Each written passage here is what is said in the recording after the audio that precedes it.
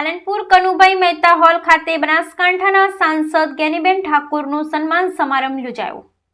ગુજરાતમાં ભાજપની હેટ્રિક રોકનાર બનાસકાંઠા લોકસભાના સાંસદ જ્ઞાનીબેન ઠાકોરનું પ્રદેશ કોંગ્રેસ સમિતિએ સન્માન કર્યું।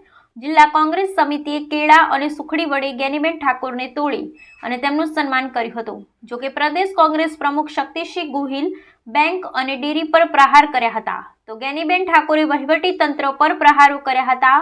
જ્યારે વિધાનસભા વિપક્ષના નેતા અમિત ચાવડાએ વાવ વિધાનસભા, જિલ્લા પંચાયત અને તાલુકા પંચાયતની ચૂંટણીમાં જીતનો વિશ્વાસ વ્યક્ત કર્યો હતો। પાલનપુર કનુભાઈ મહેતા હોલ ખાતે બનાસકાંઠાના સાંસદ જ્ઞાનીબેન ઠાકોરનું સન્માન કરાયું હતું।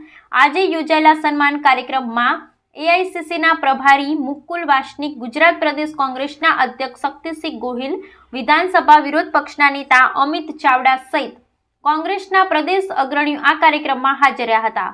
જ્ઞાનીબેન ઠાકોરનું જિલ્લા કોંગ્રેસ સમિતિએ કેળા અને સુખડી વડે તોડી અને તેમનું સન્માન કર્યું હતું। જો કે પ્રદેશ પ્રમુખ શક્તિસિંહ ગોહિલે બનાસ બેંક અને બનાસ ડેરીને આડે હાથે લીધી હતી।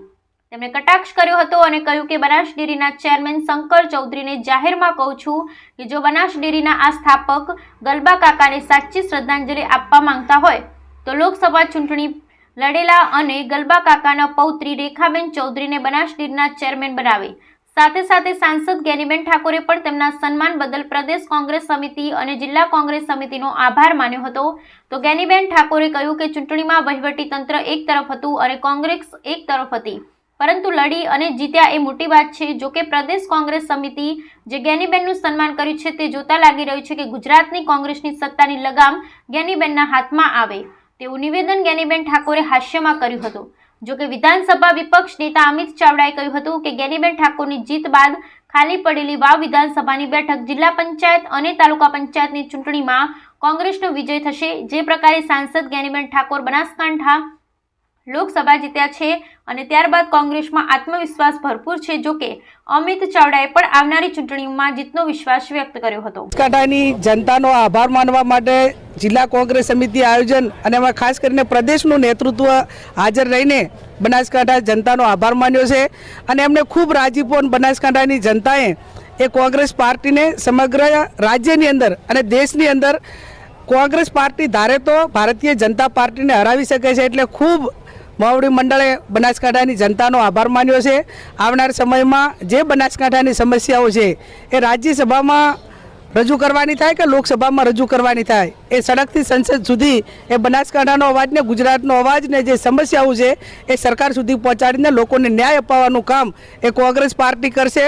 સાથે સાથે જિલ્લા કોંગ્રેસ સમિતિના આગેવાનોએ તલવારથી સન્માન કર્યું છે। તો આ તલવાર કોઈની હિંસા માટે નહીં, પણ ક્યાંક અન્યાય સામે લડવાનું હોય, બેન દીકરીની રક્ષા માટે લડવાનું હોય, ગરીબો માટે લડવાનું હોય, તો બંધારણીય પ્રમાણે વહીવટી રીતે લડી અને લોકોને કઈ રીતે ન્યાય મળે એ પ્રમાણેનું કામ આવનાર સમયની અંદર હું અને કોંગ્રેસ ટીમ સાથે મળીને કરશે। બેન, પ્રદેશનું સન્માન ક્યાંક ને ક્યાંક રાજ્યની લગામ તરફ લઈ જઈ રહ્યું છે।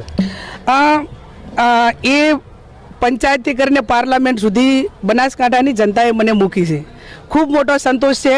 પાર્ટીનું, બનાસકાંઠાની જનતાનું, મતદારોનું ઋણ મારા ઉપર છે અને જેટલું છે એટલું કાફી છે, એટલું ઋણ ઉતારવા માટેનો પ્રયત્ન કરીશ।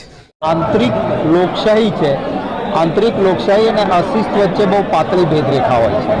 એમને ત્યાં પ્રોબ્લેમ થયો ત્યારે મેં પોતે એમના જોડે વાત કરી હતી અને કોઈ બાબત હોય તો પરિવારમાંની બાબત આપણે ગામના ચોરે જઈને નથી કરતા, પરિવારમાં વાત કરતા હોય છે। કોઈ પણ કાર્યકર હોય તો અમારા પરિવારના સભ્ય છે, વાત કરવી જોઈએ, જરૂર અમારી પણ ફરજનો એક ભાગ છે। પરંતુ કેટલાક લોકો માત્ર આગળ પાછળ સોશિયલ મીડિયામાં એના પહેલાં દરેકે મારે પણ મારા પક્ષમાં આંતરિક લોકશાહી છે, પણ મારે પણ મારી જાત ઉપર કાબૂ રાખીને અશિસ્ત મારાથી ન થાય એ મારે જોવું જોઈએ।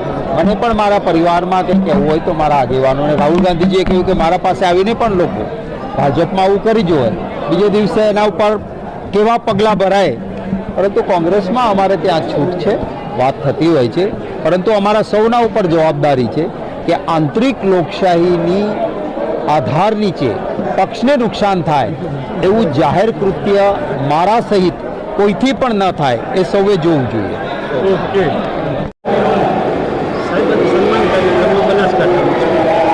આજે બનાસકાંઠા જિલ્લા કોંગ્રેસ સમિતિની વિસ્તૃત કારોબારી બેઠક ને સાંસદ તરીકે ચૂંટાયેલા ગેનીબેન ઠાકોરના સન્માન કાર્યક્રમમાં અમારા પ્રભારી આદરણીય મુકુલ વાસનિકજી, પ્રદેશ પ્રમુખ આદરણીય શક્તિસિંહભાઈ અને તમામ કોંગ્રેસના આગેવાનશ્રીઓની ઉપસ્થિતિમાં સૌ કોંગ્રેસના કાર્યકરોએ સંકલ્પ કર્યો છે કે બનાસકાંઠાની જીતથી આવનારા સમયમાં સમગ્ર ગુજરાત અને દેશમાં એક સંદેશ ગયો છે કે ભારતીય જનતા પાર્ટીની સામ દામ દંડ ભેદની નીતિ સામે કાર્યકરો મક્કમતાથી લડીને લોકો વચ્ચે જાય તો લોકોના આશીર્વાદ મળે છે અને એનાથી આવનારા દિવસોમાં પણ છેલ્લા 3 દાયકાથી જે ભારતીય જનતા પાર્ટીનું શાસન ગુજરાતમાં ચાલે છે એમાં લોકોને જે અન્યાય ને અત્યાચાર સહન કરવો પડે છે, જે ભ્રષ્ટાચાર ચાલી રહ્યો છે, જે યુવાનો બેરોજગારીથી વ્યથિત છે, પીડિત છે, ખેડૂતોના પ્રશ્નો છે, નાના વેપારીઓના પ્રશ્નો છે, પ્રજા મોંઘવારીનો માર સહન કરી રહી છે, આ તમામ પ્રશ્નો સાથે આવનારા દિવસોમાં લડવાની શરૂઆત થશે અને બનાસકાંઠા જિલ્લાથી શરૂઆત થશે. જે અહીંના સિંચાઈના પ્રશ્નો છે, રોજગારના પ્રશ્નો છે અને જે સતત અન્યાય થઈ રહ્યો છે, જે સહકારી સંસ્થાઓનો દુરુપયોગ થઈ રહ્યો છે એની સામેની લડાઈ લડવાનો સૌએ સંકલ્પ કર્યો છે અને આવનારા સમયમાં તાલુકા, જિલ્લા પંચાયત, નગરપાલિકાની ચૂંટણીઓમાં પણ બનાસકાંઠા જિલ્લો અગ્રેસર રહેશે એવો સૌએ સાથે મળીને સહિયારો પુરુષાર્થ કરવાનો આજે દ્રઢ નિશ્ચય કર્યો છે.